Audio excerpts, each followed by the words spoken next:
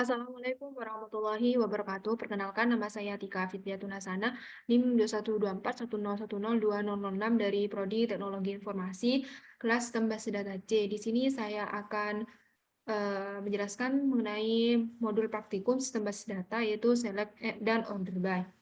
Nah, untuk yang pertama itu perintah select, di mana select ini nanti akan mengambil data, kemudian mengembalikannya dalam bentuk tabel. Nah, di sini terdapat perintah untuk tampilkan daftar semua supplier dari tabel supplier. Nah, itu caranya dengan cara select bintang. Nah, bintang ini nanti akan menampilkan semua data dari tabel yang dituju. Nah, karena tabel supplier yang dituju, maka select bintang from supplier atau dari tabel supplier. Apabila dijalankan, nah di sini sudah tampil semua daftar dari supplier, masing-masing kolom supplier. Untuk nomor 2 itu tampilkan daftar semua customer dari tabel customer. Untuk perintahnya juga sama, pakai select bintang from tabel customer. Bila kita jalankan, nah, di sini sudah muncul semua daftar dari tabel customer. Untuk selanjutnya itu select sebagian kolom. Nah, jika tadi kita menampilkan semua kolom dari tabel, di sini kita bisa memanggil sebagian kolom dari tabel. Nah, untuk perintahnya itu di sini soalnya tampilkan ID produk, nama produk, harga, serta stok dari tabel produk. Nah, di sini kita menampilkan beberapa kolom dari satu tabel. Untuk perintahnya itu kita pakai select juga, kemudian kita kasih nama dari kolom yang akan ditampilkan.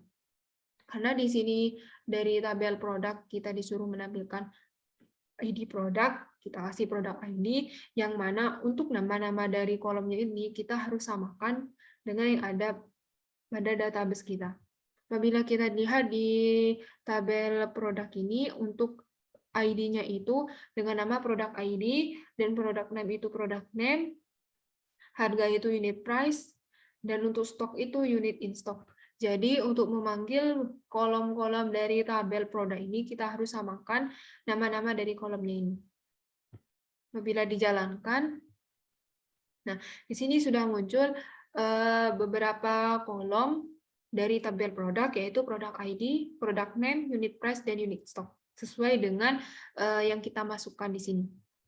Untuk selanjutnya itu, tampilkan ID supplier, nama perusahaan, asal negara, serta kontak person dari tabel supplier.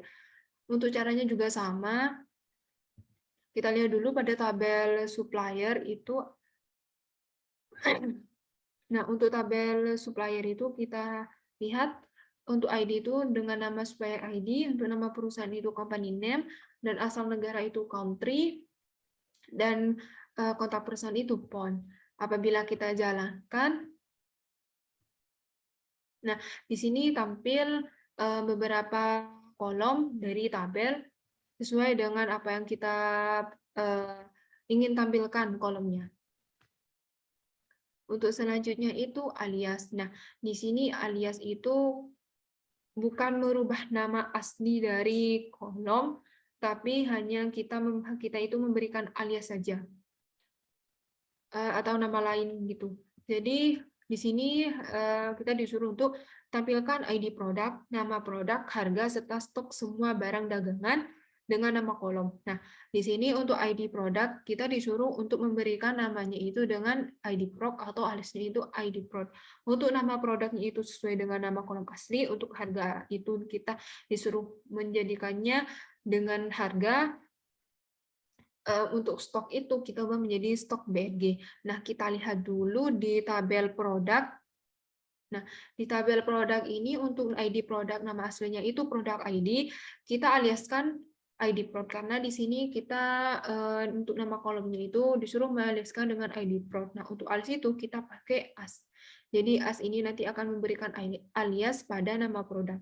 Untuk produk name itu sama, karena ini tidak ada perintah untuk memberikan alias. Jadi untuk nama produk itu sama, yaitu product name, dan untuk unit untuk stok itu untuk harga Di sini harga itu unit price. Untuk unit price ini disuruh mengalaskannya dengan harga, jadi pakai as harga. Kemudian unit in stock. Nah, unit in stock, stok ini di sini bernama unit in stock, disuruh alaskan dengan stok barang. Nah, untuk seller ini kita bisa menyisipkan string. Jadi di sini itu disisipkan string dengan stok BRG yang ada spasi. Nah, apabila kita jalankan, nah, di sini sudah muncul beberapa kolom dengan nama alias yang kita kasih sebelumnya. Nah, untuk yang awalnya produk ID itu namanya produk ID karena kita kasih alias ID Pro, jadi di sini ditampilkan ID Pro. Dan untuk produk name karena tidak dialiaskan, jadi itu tetap produk name. Untuk unit price kita aliaskan menjadi harga, untuk unit in stock itu aliaskan stok barang. Untuk alias yang dikasih ini tidak akan mengubah struktur database. Nah, misal kita hapus ini untuk bila kita jalankan, nah itu error. Nggak bisa karena ini harus tidak boleh tidak boleh ada spasi gitu. Jadi pakai tanda petik. Jadi kita bisa menyisipkan tanda petik pada select. Apabila kita jalankan,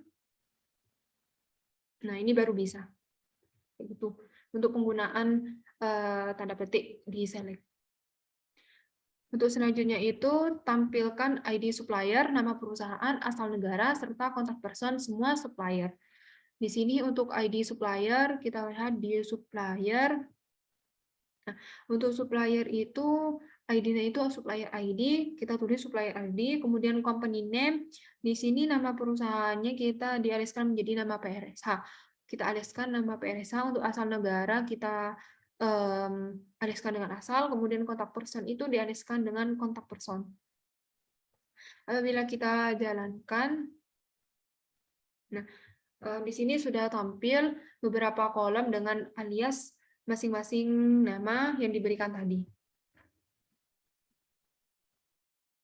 Untuk selanjutnya itu penggabungan kolom. Nah, di penggabungan kolom ini, apabila tadi kita memanggil beberapa kolom dari satu tabel, di sini kita bisa menggabungkan beberapa kolom menjadi satu kolom dalam satu tabel. Namun, ini tidak akan mengubah struktur ya. Tidak akan mengubah struktur database-nya. Di sini kita disuruh untuk menampilkan ID supplier, nama, serta alamat supplier dari tabel supplier. Kita tampilkan dulu ID supplier-nya, kita lihat di tabel supplier, untuk ID itu supplier ID, untuk nama itu company name, kita kasih company name saja. Kemudian untuk alamat itu, di sini dituliskan harus terdiri dari address, city, dan country. Nah, apabila dilihat pada kolom supplier, pada masing-masing kolom pada masing-masing kolom pada tabel supplier. Nah, untuk address dan city, kemudian country ini masing-masing terdapat kolom sendiri-sendiri. Jadi di sini karena di sini kita harus memanggilnya karena di sini untuk alamatnya itu harus terdiri dari 3 kolom tersebut, maka kita gabungkan menggunakan operator kayak gini. Operator ini jadi nanti ini akan menggabungkan beberapa kolom menjadi satu kolom.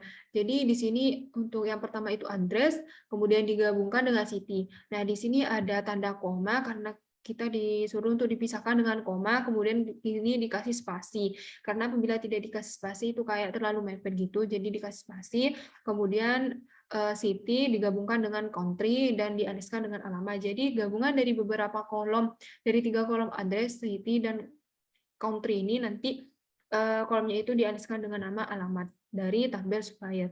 Apabila kita tampilkan, nah di sini untuk supplier ID tetap sama ya namanya karena tidak dialiaskan, untuk company juga sama. Nah di sini itu penggabungan kolomnya. Nah untuk penggabungan dari 3 kolom tadi dengan alias alamat, di sini untuk yang pertama itu karena tadi address, maka di sini ada address Kemudian ini dipisahkan dengan koma. Nah, di sini ada koma, kemudian ada spasi. Untuk city-nya itu London, dan dipisahkan dengan koma, kemudian ada spasi, kemudian ada UK. Jadi 3 kolom tadi itu digabungkan menjadi satu. Untuk yang selanjutnya itu tampilkan nama lengkap dan alamat lengkap employee dari tabel employee. Nah, di sini untuk nama lengkap itu terdiri dari title, first name, dan last name dipisahkan dengan spasi. Dan untuk alamat lengkap terdiri atas address, city, dan country. Nah, di sini sama seperti sebelumnya, untuk nama lengkap itu terdiri dari title. Di sini kita lihat pada tabel employee. Nah, untuk title, first name, dan last name dari masing-masing memiliki kolom masing-masing.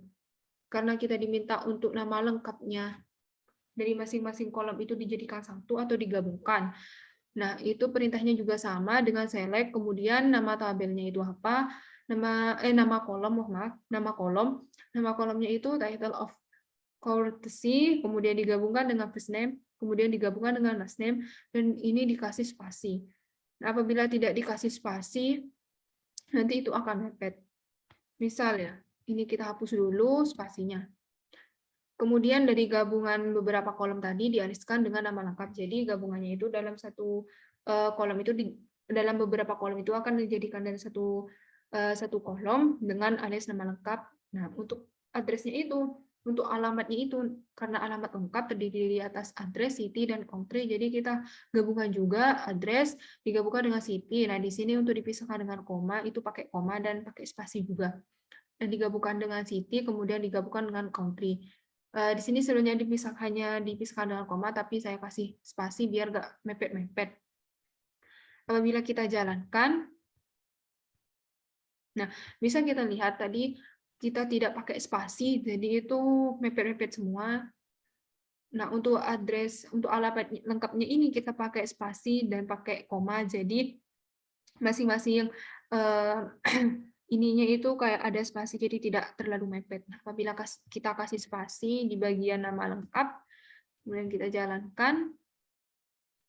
Nah, di sini sudah terpisah ya antara title, first name, dan last name.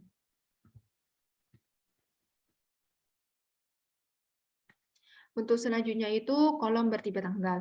Nah, di sini modifikasilah kode dengan mengubah format tanggal menjadi bulan. Bulannya itu dalam format tanggal, harinya itu format angka, mohon maaf, bulannya itu format angka, harinya itu format angka, dan tahunnya itu format angka dengan 4 digit. Nah, di sini perintahnya itu select. Kita tampilkan dulu, gabungkan dulu first name dan last name. First name, kemudian dikasih alias nama lengkap, dan tampilkan juga birthday dengan alias tanggal lahir. Nah, kemudian kita format tanggal. Nah, untuk memformat tanggal itu pakai tucar. Jadi nanti ini akan memformat tanggal. Jadi format tanggal yang akan dirubah itu pakai tanggal hari ini ya. Jadi pakai now. Untuk format tanggal sekarang itu, karena tadi disuruh diubah menjadi bulannya itu angka pakai mm, yang mana nanti akan 2 digit ya, 2 digit angka, kemudian harinya itu juga formatnya angka, dan tanggalnya itu 4 digit angka. Apabila kita jalankan, nah di sini untuk hari ini kita fokus pada yang tabel hari ini. Untuk format tanggal hari ini itu sesuai ya. Apabila kita bandingkan dengan tanggal lahir, untuk tanggal lahir itu kan tanggalnya itu ada pada tanggal 8 bulan 12 1948. Nah, di sini kita di format tanggalnya yaitu untuk bulan duluan, kemudian hari, nah hari dalam angka. Berarti pada hari tersebut jatuh pada tanggal 26. Dan tahunnya itu 4 digit, yaitu 2022.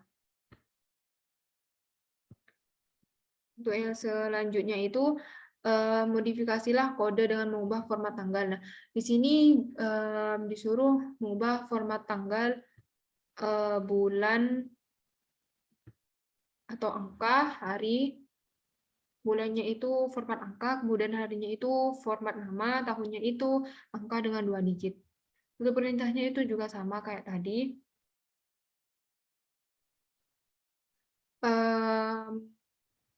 apabila kita jalankan,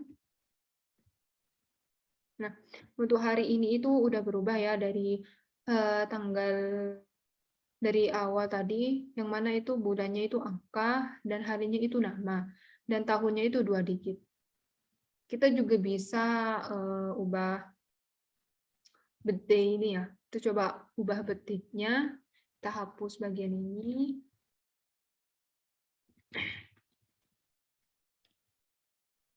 Kita ini ubah birthday.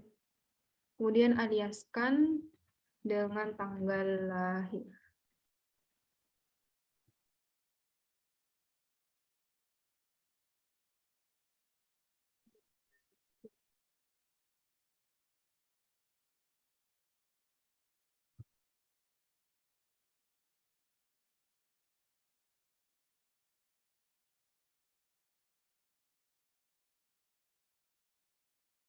Nah, di sini udah tampil untuk tanggal lahir itu berubah ya.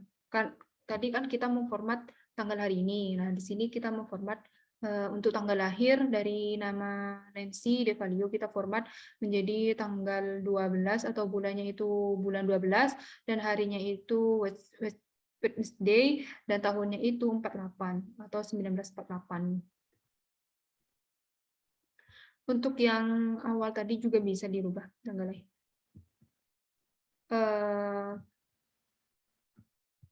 Untuk sebelumnya itu juga bisa diubah format untuk tanggal lahirnya itu sama kayak ini. Tadi itu memformat tanggal hari ini dan ini memformat tanggal birthday atau tanggal ulang tahun, tanggal lahir. Untuk selanjutnya itu selisih tanggal. Nah, untuk selisih tanggal itu tampilkan ID pegawai, tanggal lahir, tanggal mulai kerja, serta usia pada saat masuk perusahaan. Nah, di sini kita tampilkan ID pegawai terlebih dahulu, kemudian tanggal lahir. Nah, terlihat di sini untuk tabel employee, ID pegawai itu employee ID, tanggal lahir itu birth date, kemudian tanggal mulai kerja itu hire date. Nah, kemudian serta usia pada saat masuk perusahaan. Jadi untuk menghitung usia pada saat masuk perusahaan itu selisih antara selisih tanggal itu awal masuk perusahaan dengan tanggal lahir. Kemudian kita adeskan menjadi usia masuk kerja. Nah, di sini menggunakan extract year. Jadi nanti akan menampilkan tahunnya saja. Mengekstraknya itu menjadi tahun dari X. Nah, X ini menghitung selisih. Jadi X ini nanti otomatis akan menghitung selisihnya dari hire date kemudian birth date dan diadeskan menjadi usia masuk kerja. Apabila dijalankan, nah, di sini sudah muncul untuk employee ID pertama, birthday tanggal sekian dan hire date tanggal sekian, ternyata usia masuk kerjanya itu pada usia 43 tahun. Untuk selanjutnya itu tampilkan ID pegawai, tanggal mulai kerja, tanggal sekarang, serta masa kerja sampai saat ini. Nah, untuk menampilkan ID pegawai juga sama pakai Apple ID, tanggal mulai kerja itu hire date-nya, tanggal sekarang itu pakai now, serta masa kerja sampai saat ini. Untuk menghitung selisih masa kerja itu sampai saat ini itu berarti dari tanggal sekarang serta awal masuk kerja. Jadi pakai X tanggal sekarang kemudian awal masuk kerja. Apabila kita jalankan, nah, di sini sudah muncul untuk tanggal sekarang itu tanggal sekian, dan untuk masa kerja itu untuk masa kerja sampai saat ini ya. Jadi untuk tanggal awal kerja sampai saat ini itu selisihnya 30 tahun 25 hari. Ini kalau pakai now kita sama dengan zona waktu. Jadi kalau cuma mau menampilkan tanggalnya saja itu pakai current date. Ini juga bisa pakai current date juga.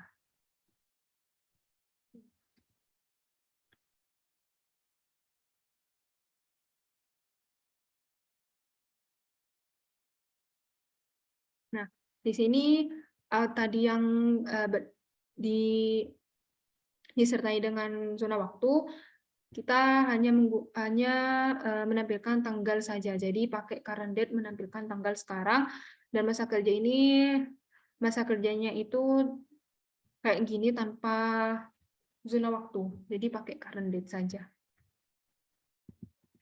Untuk selanjutnya itu perhitungan antar kolom pada satu baris. Di sini tampilkan nilai order ID, quantity, unit price, serta nilai quantity, serta nilai di mana quantity dikali unit price dari tabel order detail. Nah, di sini kita disuruh menampilkan order ID, quantity, unit price dari tabel order detail. Kita lihat pada tabel order detail, order ID kita tampilkan, kemudian quantity, kemudian unit price juga. Nah, di sini kita disuruh menampilkan nilai juga. Nah, nilainya itu kita dihasilkan dari nilai quantity dikali jumlah dikali harga. Kemudian kita aliskan dengan nilai. Apabila kita jalankan, nah di sini sudah tampil order ID, kuantitas, unit price, dan nilai, yang mana nilai itu didapat dari quantity atau banyaknya barang itu dikali dengan harga. Untuk yang selanjutnya itu tampilkan ID produk, harga per unit, jumlah yang sedang dipesan atau unit on order, serta nilai barang yang sedang dipesan dari tabel produk. Nah, di sini ditampilkan ID produk, produk ID, unit price, unit on order. Kita lihat pada tabel produk.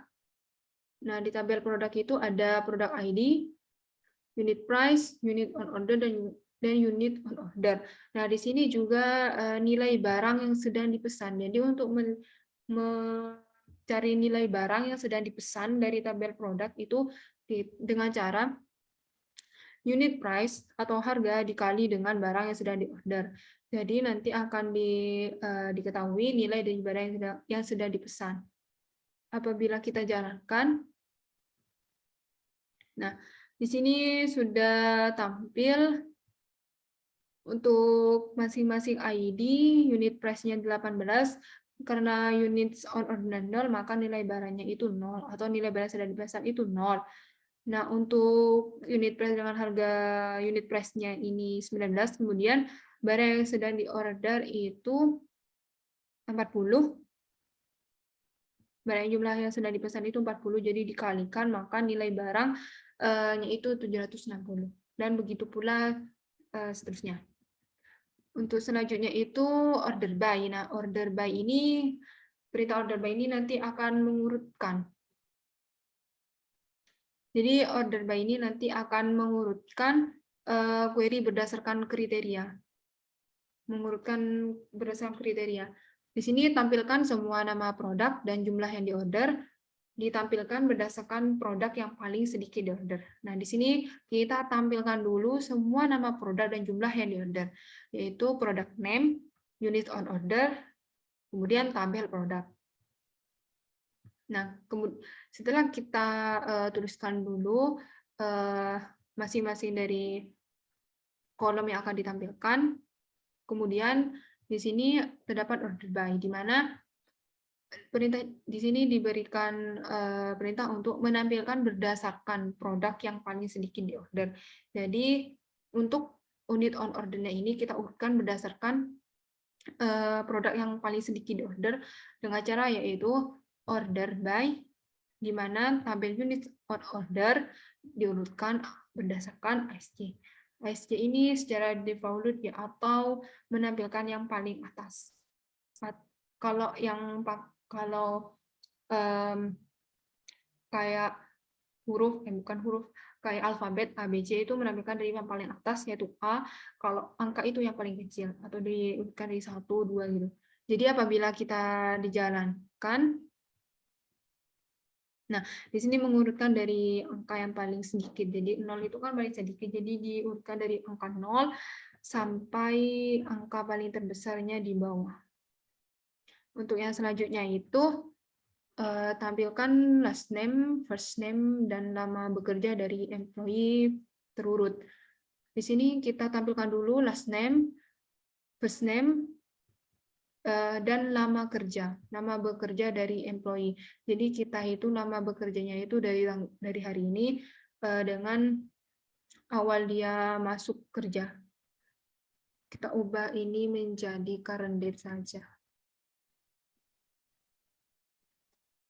Nah, kemudian kita alaskan dengan nama kerja dari tabel employee.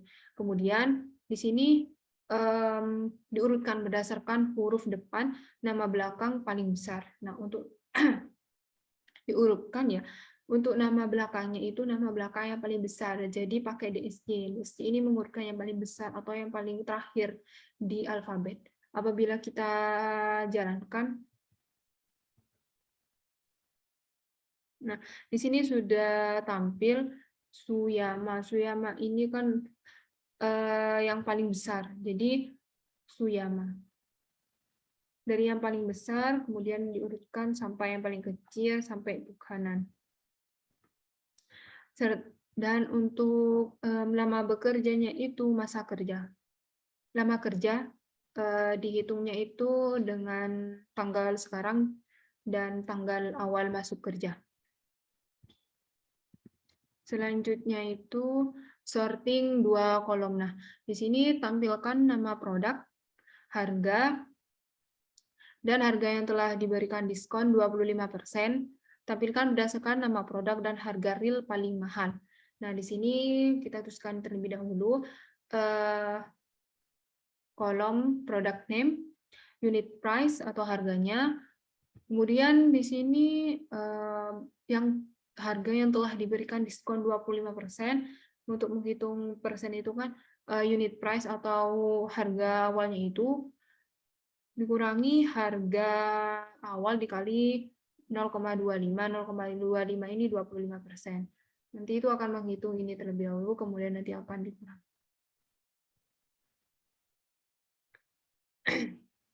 Kemudian kita aliaskan dengan harga diskon from product. Nah, kemudian di sini itu disuruh harga real paling mahal. Jadi unit price-nya itu dari yang paling mahal atau dari yang paling gede. Jadi menggunakan DSC. Apabila ditampilkan, nah di sini sudah muncul unit price-nya itu ditampilkan dari yang paling besar, yang paling mahal, kemudian harga diskon dari perhitungan unit price ini.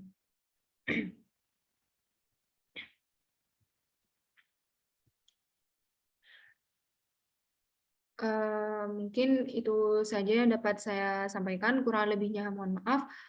Wassalamualaikum warahmatullahi wabarakatuh.